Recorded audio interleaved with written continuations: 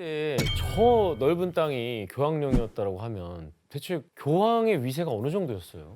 당시의 교황령은 로마를 포함해서 중부 이탈리아의 영토 대부분을 차지하는 이제 교황령이라는 것이 있었습니다. 그리고 이 교황령을 지배하던 인물이 바로 로마 가톨릭 교회의 수장인 교황이었는데, 로마 가톨릭을 믿는 국가의 왕은 이렇게 교황이나 성직자가 직접 왕관을 씌우는 이 대관식을 최고의 영예로 여겼고요. 왜냐하면 이제 신의 대리인으로부터 내가 인정을 받았다라는 그런 왕이다라는 걸 보여주는 절차였기 때문입니다. 게다가 당시 교황은 왕이나 황제를 파문에 처할 정도로 강력한 권한을 갖고 있었는데, 파문이라는 거는 쉽게 해서 신도 버린 사람이라는 뜻으로 받아들여졌기 때문에 파문당한 왕은 이렇게 교황 앞에 납작 엎드려서 빌어야 할 정도였다는 거죠. 와, 진짜 무섭다. 이에 로마 가톨릭의 수장인 교황은 이러한 위상을 바탕으로 부는 물론이고 정치적인 권력, 심지어는 군사력까지 손에 쥘 수 있었습니다. 어쨌든 왕 위에 있는 거네요, 또. 그렇죠. 신의 대리인이니까. 예. 교황의 위상이 강력했던 이유는 당시 유럽에서 종교가 사실 로마 가톨릭이라는 종교 단 하나, 유일한 종교였기 때문이거든요. 그렇다면 중세 유럽에서 로마 가톨릭 교회의 영향력은 과연 어디까지 미쳤는지 지도를 네, 살펴보겠습니다. 이거 봐야겠다. 와. 뭐, 이 전부 다요? 그냥 다인데요, 그 유럽? 유럽 다네요, 진짜. 그런데 로마 가톨릭의 교회의 권위와 밀접하게 연관된 대표적인 나라가 하나 있는데, 그게 어딜일까요? 여러 나라 중. 신성 로마 제국? 그렇죠. 바로 오늘날 이제 독일 지역을 중심으로 존재했던 신성 로마 제국이라고 하는 곳입니다. 당시 신성 로마 제국은 작게는 300, 많을 때는 무려 1800개의 크고 작은 제후국, 공국, 도시 등으로 이제 구성되어 있는데, 정치, 문화, 민족이 다 다른 집단을 하나로 묶은 연합체와 같은 나라로 볼 수 있습니다. 그죠? 어쨌든 이 신성 로마 제국을 묶어주는 게 로마 가톨릭이잖아요. 예. 근데 로마 가톨릭에 대한 믿음이 흔들리면 이게 다 찢어질 수 있는 거 아닌가요? 그럴 가능성이 굉장히 높죠. 종교적 통일성이 흔들리면 어느 나라든 마찬가지지만 특히 신성 로마 제국 같은 경우에는 제국의 근간이 흔들릴 수도 있는 불안한 나라였습니다. 하지만 결국 신성 로마 제국의 토대를 이루었던 이 로마 가톨릭 교회가 다름 아닌 신성 로마 제국 내부에서 분열되기 시작했습니다. 종교개혁은 신성 로마 제국 내 비텐베르크의 성직자 출신인 마르틴 루터가 면벌부를 판매하는 로마 가톨릭을 비판하는 95개조 반박문을 발표하면서 시작된 개혁 운동입니다. 제대로 된 사람이 있어. 교수님, 그럼 그 종교 개혁을 통해서 그 로마 제국의 변화가 있나요? 종교개혁 이후에 이제 신성 로마 제국 내에서 루터 사상에 동조하는 이들이 조금씩 늘어나기 시작했습니다. 당연히 여태까지 이제 유일한 종교였던 로마 가톨릭에 대한 의구심도 점점 커지게 되고요. 개신교가 생기는군요. 그리고 당시 신성 로마 제국의 또 다른 이름이 로마의 젖소라고 불렸거든요. 로마 교회가 가장 많은 수입원을 확보하는 짜내는 곳이라고. 짜낸다. 그러니까 그만큼 교회 세금을 감당하던 제후들 중에 상당수가 로마 가톨릭 교회에 대한 반감을 드러내게 된 것입니다. 그럴 수밖에 없죠. 그렇죠. 결국 이 루터의 사상은 루터파 교회라고 하는 독자적인 교회 세력으로 분열해서 독립하게 됩니다.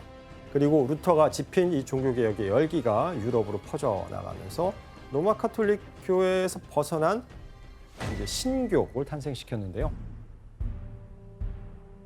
이때 유럽의 신교 확산에 큰 영향을 끼친 또 다른 인물이 한 명 더 있는데 혹시 누군지? 칼뱅? 예, 장 깔뱅이라고 하는 프랑스 신학자입니다. 교수님, 근데 이 칼뱅파와 루터파의 어떤 주장의 차이가 있나요?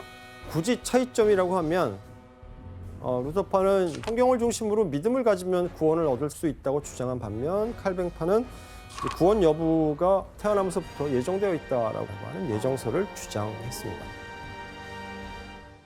현재 우리나라에 들어온 기독교 중에 약 60% 정도를 차지하는 게 아마 장로교회라고 하는데, 이 장로교회의 출발점이 바로 이 칼뱅의 사상이라고 이야기할 수 있습니다. 결국 종교개혁을 시작으로 로마 카톨릭 교회에만 유일했던 유럽의 종교 구도에 이제 큰 변화가 생기게 됩니다. 아니 약간 물 북부 들었는데요. 남부로 많이 나뉘었나 보네요. 네. 자, 루터의 종교개혁이 시작된 신성 로마 제국의 비텐베르크 북쪽으로는 이제 루터파가 대세를 이루게 되고요. 신교 중에서도 이제 상업이 발전했던 스위스 제네바 그리고 네덜란드 등지에서는 이제 칼뱅파가 대세를 이루게 됩니다. 이렇듯 로마 카톨릭 교회에서 분리된 신교는 이제 각 민족 그리고 각 나라의 특성에 맞게끔 교리 역시 이제 여러 갈래로 이제 다양하게 해석되면서 유럽에 전파가 됩니다.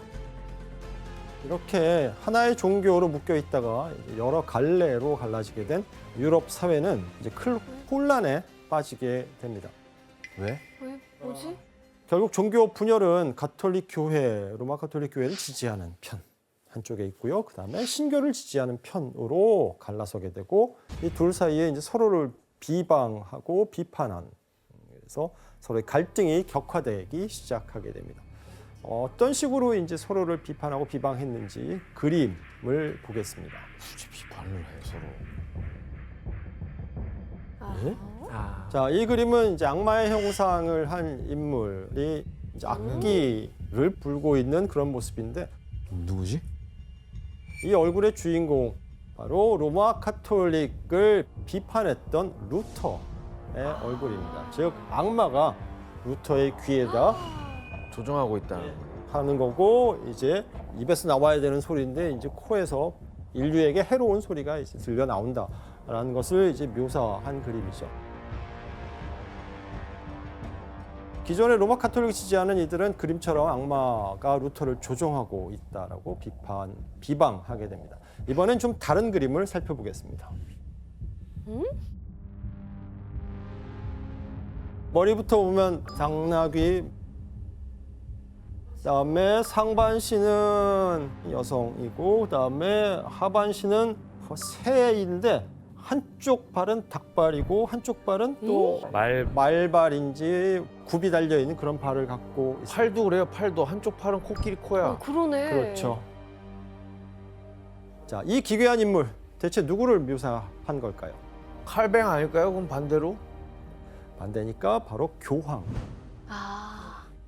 즉 로마 카톨릭 교회를 대표하는 인물인 교황을 괴물로서 묘사하면서 로마 카톨릭 교회가 악마의 집단이다라고 와. 비방했던 것입니다. 진짜 수위가 세다. 이 시기 교황들이 이제 여성 문제가 많은 교황들이 있었거든요. 그래서 여성의 몸을 탐하고 성적으로 타락했다라고 하는 이런- 것을 보여주기 위해서 이런 묘사를 했다고 볼 수 있습니다. 당시 일부 교황과 성직자는 뭐 애인을 두거나 사생아를 낳는 등 이 성적 스캔들이 이제 끊이지 않았거든요. 이런 성직자의 행태를 비난하는 메시지를 담아서 종교 세력이 교황을 비방하기 위해서 이런 그림을 그려서 배포했던 것입니다. 와 대박이다. 아 이건 좀 어. 교수님 종교 갈등이 단순히 비방으로만 끝나지는 않았을 것 같은데 뭐 어땠나요? 그렇죠. 종교 갈등은 곧 로마 카톨릭 교회와 신교파 사이의 싸움으로 번져갔습니다. 예컨대 당시 영국에서는 신교를 아예 이단으로 규정하고 신교도들을 이제 교수형과 화형에 처한 적도 있었고요. 이렇게 목숨을 잃은 영국 신교도들이 거의 수백 명에 달한다라고 전해집니다. 와. 반면 다른 곳에서는 이제 신교도들이 반대로 로마 카톨릭 교회 성직자를 이제 구타하고 위협하고 또 때로는 교회를 파괴하고 방화하는 등 폭력 사태들이 빈번하게 일어났습니다. 특히 이런 갈등이 가장 심했던 곳이 신성 로마 제국이었습니다. 로마 카톨릭이라는 공통 분모가 사라지자 종교로 대립하면서 이제 분열될 위기가 이제 가시화되게 된 것입니다. 다니엘 씨, 이 종교 갈등이 극에 달하면서 일어난 사건이 있다면서요? 아, 이건 아마도 여러분 뭐 한 번쯤 들어보셨을 텐데 정말 이때 본격적으로 많이 일어난 게 바로 마녀 사냥이었어요. 그러니까 그 당시에는 이제 서로 고발하면서 죽이고 악화되면서 정말 많은 희생자들이 생기고 신성 로마 제국 내에서만 마녀 사냥으로 거의 목숨을 잃은 사람은 거의 한 2만 5천 명 가까이 있다고 하더라고요. 예, 맞습니다. 그래서 나라의 제국의 안정을 위해서 더 이상의 이제 분열로 인한 사회적 혼란을 막고자 했던 신성 로마 제국의 황제는 1555년에 제국 내의 로마 카톨릭 세력과 그다음에 신교 세력을 한 곳으로 불러 모으게 됩니다. 그곳이 바로 현재 독일의 아우구스부르크라는 곳이고 이곳에서 종교 화의가 열리게 됩니다. 이 아우구스부르크 종교 화의는 신성 로마 제국 내의 로마 카톨릭 세력 그리고 신교 세력 간의 종교에 관해서 평화 협정을 맺은 것입니다. 아, 진짜. 여기서 나온 원칙이 라틴어로 큐이우스 레기오, 에이우스 렐리기오 의역을 하면 주민들은 자신의 영주의 종교를 따른다라고 하는 원칙입니다. 또 희한하네 그거. 한마디로 제후들끼리 종교 때문에 더 이상 싸우지 말자라고 이제 약속을 한 셈인데요. 그런데 뭐야? 이 아우구스부르크 종교 화의 이후 신성 로마 제국에서는 그래서 종교 갈등으로 인한 일촉즉발의 기운이 다시 감돌게 됩니다. 에? 당시 신성 로마 제국은 로마 카톨릭을 믿는 제후국가 자유도시 그리고 신교 안에서도 여러 계파로 나뉘면서 종교적으로 분열되었습니다. 그 중에서도 주목해야 할 한 곳이 있는데 바로 선제후국들이란 곳입니다. 당시 로마 제국의 황제는 세습이 아니라 선출하는데 이때 이 선출권을 행사하는 사람들이 총 7명이 있었습니다. 그래서 7선제후라고 이야기하는데 이곳의 지배자들이 바로 이 황제를 선출할 수 있는 권한을 갖고 있었습니다. 이 7선제후의 구성은 마인츠, 트리어, 그리고 쾰른, 오늘날 라이프치히를 중심으로 한 이제 작센, 다음에 베를린을 포함하고 있는 브란덴부르크, 하이델베르크를 주도로 삼고 있는 팔츠, 그다음에 지금의 체코에 해당하는 보헤미아? 예, 보헤미아. 이 선제후국들 가운데서 특히 종교 갈등이 치열한 곳이 있었는데 선제후국 중 가장 큰 영역을 차지하고 있던 곳 바로 보헤미아 왕국입니다. 저기 크네 네. 사이즈가. 그래서 근데 왜 보헤미아에서 특히 갈등이 좀 심각했던 거예요?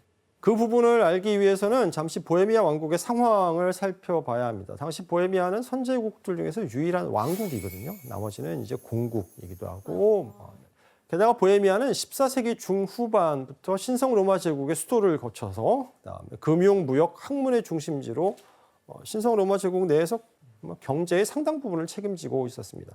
당시 보헤미아가 얼마나 발달하고 융성했는지 화면으로 확인해 보겠습니다. 이곳이 어딘지 아시겠죠? 프라하 아니에요? 예, 프라하입니다. 맞죠. 네. 1606년경 이미 프라하 성의 탑은 금탑으로 재건되었고 성당은 높이 치솟아 있었습니다.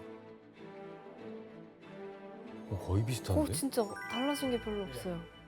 당시 보헤미아는 풍족한 자원을 바탕으로 대규모 건축을 실시했고 참 유지 잘해 유럽. 그래서 파리와 로마에 견줄 만한 발전한 도시로 주목을 받고 있었습니다. 와. 상업이 발달하다 보니 당연히 돈을 추적하게 된 이제 귀족들도 나오게 되고 그들의 입김이 당연히 강했겠죠.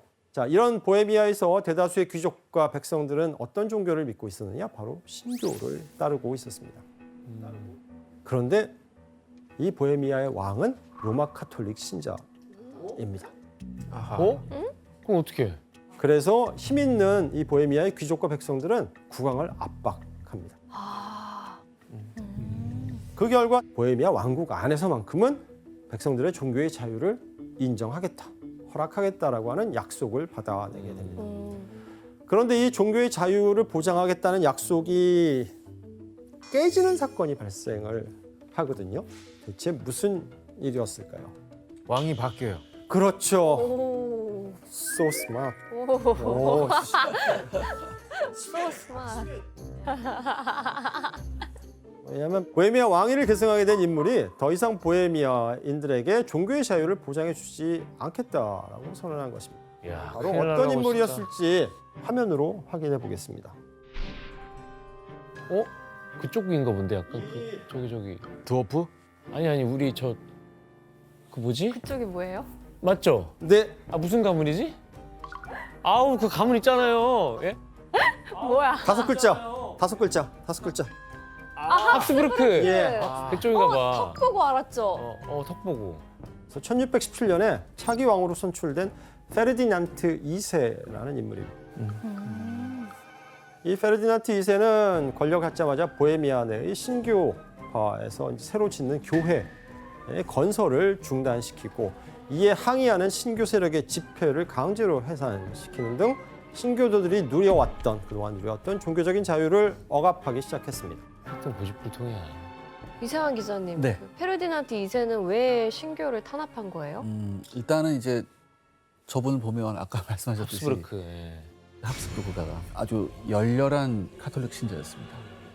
그런데 페르디난트 2세가 광신도하고 한 장 차이였어요.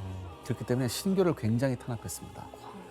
그러니까 당연히 종교개혁 이런 것도 반대를 했겠죠, 이 사람이. 그래서 그 전에도 오스트리아에서 신교 설교자를 막 내쫓고 뭐 이런 걸로 굉장히 유명했던 인물이에요.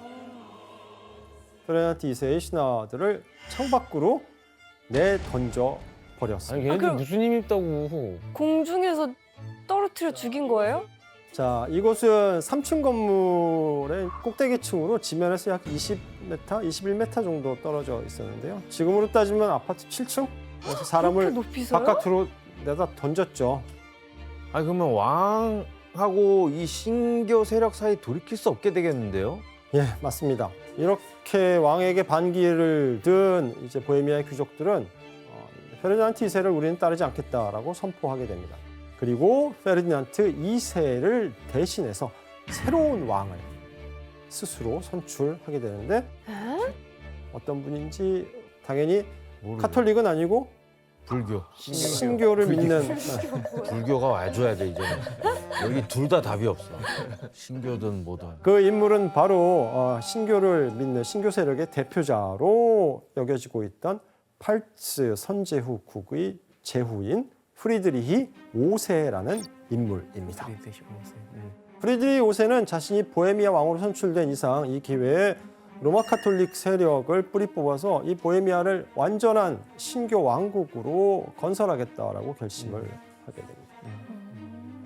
교수님, 페르디난트 2세는 이 상황을 순순히 받아들이진 않았을 것 같은데 어땠어요? 바보가 아니선 그럴 리가 없죠. 페르디난트 2세 역시 보헤미아 이곳의 왕위를 내려놓을 생각은 요만큼도 없었습니다.